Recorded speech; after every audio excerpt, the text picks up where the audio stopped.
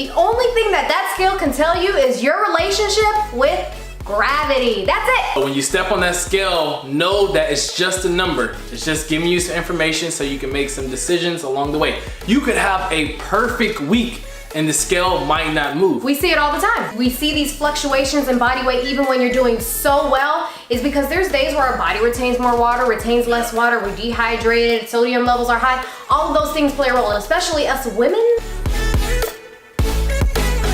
When that special time of the month comes around, we tend to be just a little bit heavier. So yes, that's the first principle. Or you might have to poop.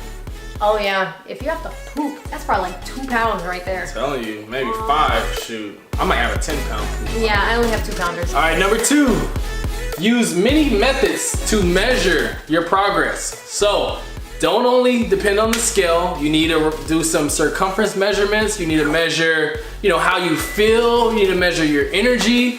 Use all of those stuff because that's gonna be very important. I did the muscle so you could talk about measure your strength. Yeah, measure your strength, measure just as many things as possible so that way you have a lot of numbers to work with. The more numbers, the better.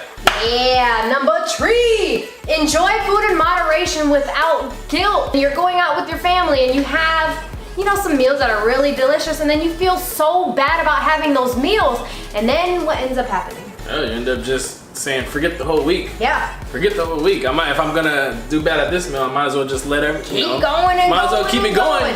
Which leads us to rule number 4. Use the rule of... I thought you were ready for me to say the name of it. Use the rule of 2s. Yeah, and the rule of 2 is never have 2 poor meals in a row.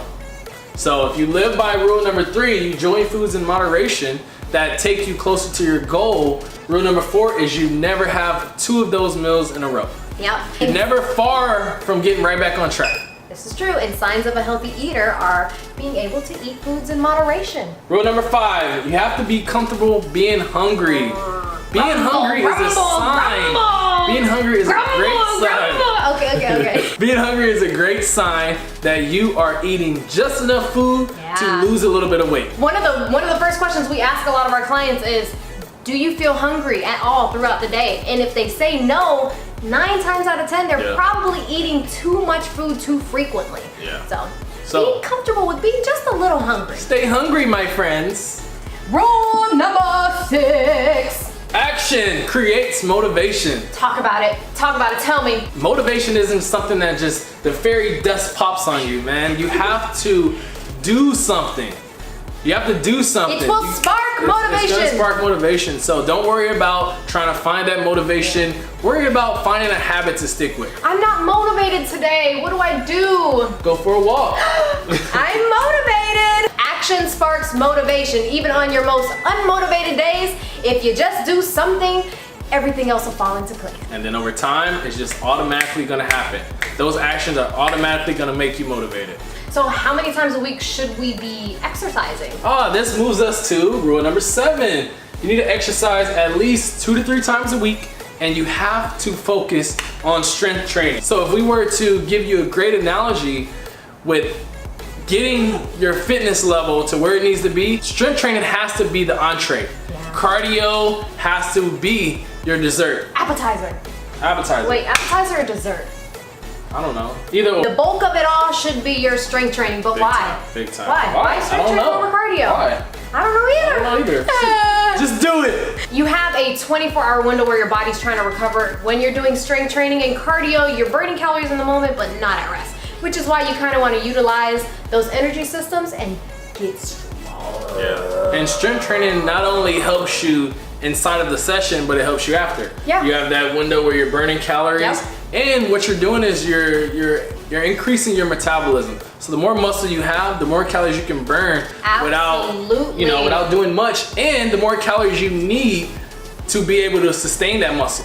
That's why you'll see some bigger guys or guys with a lot of muscle. Sometimes you'll see these guys are able to eat whatever and they don't put on any fat. It's because they have a lot of muscle and their metabolism is super high. We met someone who was huge. How many calories did he eat a day? I don't know. 10,000. Yeah. It was like 10,000 calories a day, and he probably ate like 7 pounds. You know how guys are. So this is funny. Whatever a guy tells me, so whenever we choosing weights, this is the rule. Whatever a guy says, we go down by half. Whatever a girl says, we go up.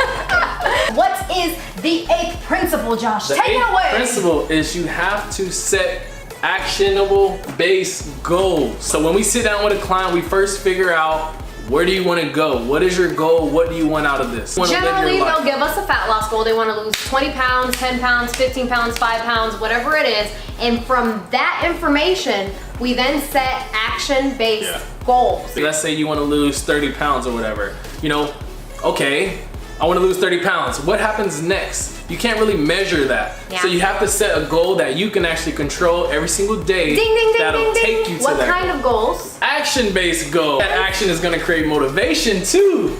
Wait, where's the motivation? Where is it? Right here. Right there. Motivation. Look at that. Pretty good to mention as well that you want to set small actionable goals, because if you create a huge goal, then you're gonna get a little overwhelmed. So creating those small goals that'll end up building up over time is gonna get you to that ultimate goal. Be real with yourself. Give yourself a goal that's kind of scary, but you know you can hit it. You know 9 times out of 10, you'll be able to do it, because that's gonna set you up for success, and that's gonna move that chain along. It's gonna get that snowball effect. Rolling, rolling, rolling, rolling. Those are the 8 principles for sustainable fat loss. These are principles that we live by with our clients, and we see huge success with them. So start implementing them. And make sure, if you're not following us, follow us now. What are you waiting for? ¿Por qué estás esperando? That was good. Yeah. But